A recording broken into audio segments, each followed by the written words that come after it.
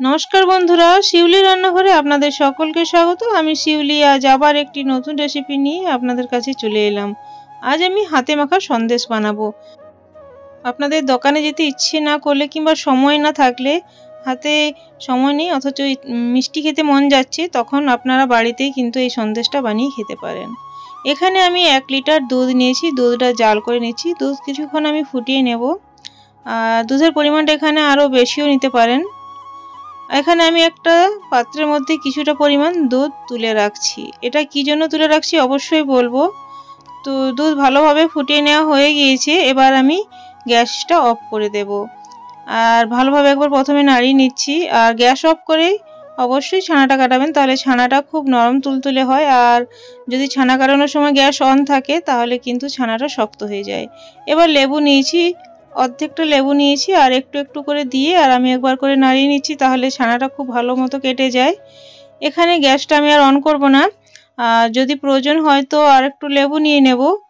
এভাবে একটু একটু দিয়ে আর আমি ছানাটা কাটিয়ে নিচ্ছি। দেখুন কি সুন্দর ছানাটা তৈরি হয়েছে, খুব সুন্দর ছানা তৈরি হয়ে গিয়েছে। আর আপনারা যদি প্যাকেট দুধ ব্যবহার করেন তো ফুল ক্রিম দুধ ব্যবহার করবেন। এখানে আমি একটা ছাকনা নিয়েছি আর একটা সুতির কাপড় দিয়ে নিলাম। আর তারপর ছানাটা আমি ঢেলে নিচ্ছি। ছানাটা ভালো করে ছেঁকে নিতে হবে। আর জল ঝরিয়ে এখানে আমি একটু নর্মাল জল দিয়ে নেব। তো তাহলে কি হয়, আমি লেবু দিয়ে কাটিয়েছি, লেবুর যে গন্ধ থাকে সেটা চলে যাবে।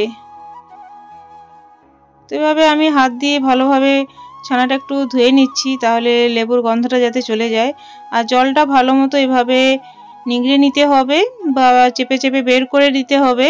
আর এই ছাকনার উপরে আমি কিছুক্ষণ সময় রেখে দেবো। যদিও একটু জল থাকে তাহলে সেটা বেরিয়ে যাবে। এইভাবে একটু রেখে দিলাম। কিছুক্ষণ পর দেখুন ফিরে এলাম। আর একটা থালার মধ্যে ছানাটা নিয়ে এইভাবে হাতের তালুর সাহায্যে চেপে চেপে ছানাটা মেখে নিতে হবে। যেহেতু এটা মাখা সন্দেশ, হাত দিয়ে মাখলে এর স্বাদটা দুর্দান্ত আসবে। অনেকেই কি করে, সময় কম বা সময় অভাবের জন্য মিক্সি জারের মধ্যে এটা দিয়ে নেয়। দেখুন খুব সুন্দর স্মুথ করে আমি মেখে নিয়েছি। মোটামুটি 12 মিনিটের মতো মেখেছি, 10-12 মিনিট, খুব নয়তো বেশি সময় থাকলে 15 মিনিটের মতো মেখে নিতে পারেন।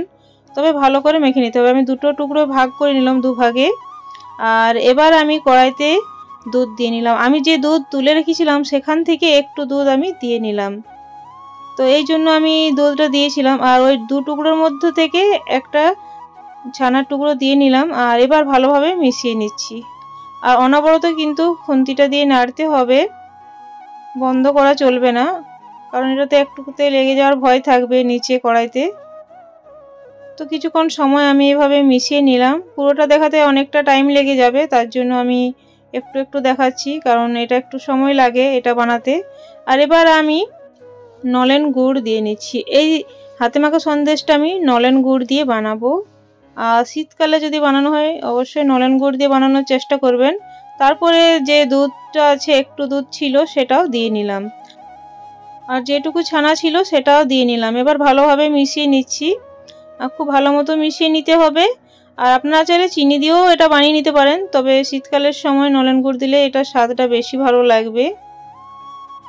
তো আমি দেখুন এভাবে মিশিয়ে নিচ্ছি। আর একটু সময় লাগবে, এখনও অনেকটা বাকি আছে।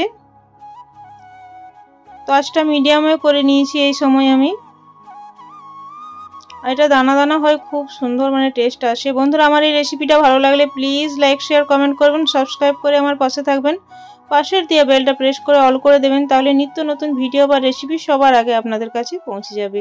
বেশি ভালো লাগলে প্রিয়জনদের মধ্যে শেয়ার করতে ভুলবেন না, তারাও এই রেসিপিটা বানিয়ে খেতে পারবে। দেখুন আমি বারে বারে নলেন গুড় একটু দিয়ে দিচ্ছি, একবারে কিন্তু দিইনি। বারে বারে দিলে কি হয়, খুব ভালো মতো মিশে যায় আর এটার ফ্লেভারটা খুব সুন্দর ফুটে ওঠে। আর এবার দেখুন একটু শুকিয়ে আসছে, দেখেই বোঝা যাচ্ছে। আর কড়াই ছাড়তে শুরু হয়েছে, তো কালারটাও চেঞ্জ হয়েছে, খুব সুন্দর একটা কালার এসেছে। বন্ধুরা, এভাবে আমার পাশে থাকবেন, আমাকে এগিয়ে যেতে সাহায্য করবেন। পুরনো বন্ধুদের অনেক অনেক ধন্যবাদ আমার পাশে থাকার জন্য, এগিয়ে যেতে সাহায্য করার জন্য। আর নতুন বন্ধুরা একটুও ভালো লাগলে প্লিজ লাইক শেয়ার করে সাবস্ক্রাইব করে আমার পাশে থাকবেন, এই অনুরোধ রইল। এবার আমি গ্যাসটা অফ করে দেব। তার আগে আমি এখানে 3 চামচ নলেন গুড় দিয়ে নিলাম। আর এই লাস্টে যে নলেন গুড়টা দেওয়া হয় এই স্বাদটাই কিন্তু সব থেকে বেশি থেকে যায়। এই স্বাদ মানে মুখে দেওয়া মাত্র এই স্বাদটা আসে। আপনারা চাইলে এখানে এলাচের গুঁড়ো অ্যাড করতে পারেন, তো আমি এলাচের গুঁড়ো দিইনি, যেহেতু নলেন গুড়ের যে একটা ফ্লেভার সেটাই আমার কাছে সবথেকে বেশি ভালো লাগে। তো এবার গ্যাস অফ করে দিয়েছি, কারণ এটা আরও একটু মানে টেনে নেবে, যে নরম আছে আর একটু শক্ত হয়ে যাবে। এবার একটা টিফিন বাটি নিয়েছি, আর টিফিনের মধ্যে আমি পুরো সন্দেশটা দিয়ে নিচ্ছি। আর দেখুন আগের থেকে একটু শক্ত হয়ে গিয়েছে, আর সন্দেশের স্বাদটা কিন্তু দুর্দান্ত হয়েছিল। একবার হলো আপনারা বাড়িতে বানিয়ে দেখবেন। তো এটা আমি ভালোভাবে দেওয়ার পর আর একটু সেট করে নিতে হবে। 3-4 ঘন্টা মোটামুটি সময় লাগবে। নর্মাল মানে বাড়ির যে কোনো জায়গায় এটা রেখে দিতে পারেন। আর যদি আপনাদের তাড়াতাড়ি খাওয়ার মন হয় তাহলে আপনারা ফ্রিজে 1 ঘন্টার মতো রেখে দিতে পারেন। খুন্তিটার সাহায্যে আমি দেখুন ভালোভাবে চারিদিকে করে ছড়িয়ে নিয়েছি। এবার একটু সাজানোর জন্য আমি এখানে কাজু, কিশমিশ আর আনমোল কুচি দিয়ে নিচ্ছি। ওখানে একটা আলাটা পড়ে গিয়েছিল বলে দেখুন দেখতে কেমন লাগছিল। আর এবার দেখুন ঠিক লাগছে, কালারটা কত সুন্দর এসেছে দেখেই বোঝা যাচ্ছে। টিফিনের ঢাকনাটা আমি দিয়ে নিলাম। 3-4 ঘন্টা পর ফিরে আসছি। এবার দেখুন আমি মোটামুটি 4 ঘন্টা পর ফিরে এসেছি, আর খুব সুন্দর সেট হয়ে গিয়েছে। দানা দানাও আছে, অথচ খুব সুন্দর সন্দেশটা সেট হয়ে গিয়েছে, দেখেই বোঝা যাচ্ছে দোকানের মতো একেবারে। আর খেতেও কিন্তু দোকানের মতোই হয়েছিল। একবার হলে ট্রাই করবেন আর কমেন্টে জানাতে ভুলবেন না। আমি একটা বাটির মধ্যে কিছুটা নিয়ে নিচ্ছি। আর আপনাদের যদি মন হয় এরকম যদি না সাজাতে, তো আপনারা নাও দিতে পারেন, যদি হাতের কাছে থাকে তো দেবেন। তো আমি বাটির মধ্যে দেখুন এভাবে সাজিয়ে নিচ্ছি, আর খুব সুন্দর দেখতে হয়েছিল। বাড়ির সবাই খেয়ে কিন্তু খুব নাম করছিল, মানে সবাইরই খুব পছন্দ হয়েছে এই হাতে মাখা সন্দেশটা। আজ তাহলে আসছি বন্ধুরা, পরে একটি নতুন ভিডিও বা রেসিপি নিয়ে আপনাদের সাথে আবার দেখা হবে। ধন্যবাদ ধৈর্য ধরে আমার এই ভিডিওটা দেখার জন্য। Thanks for watching.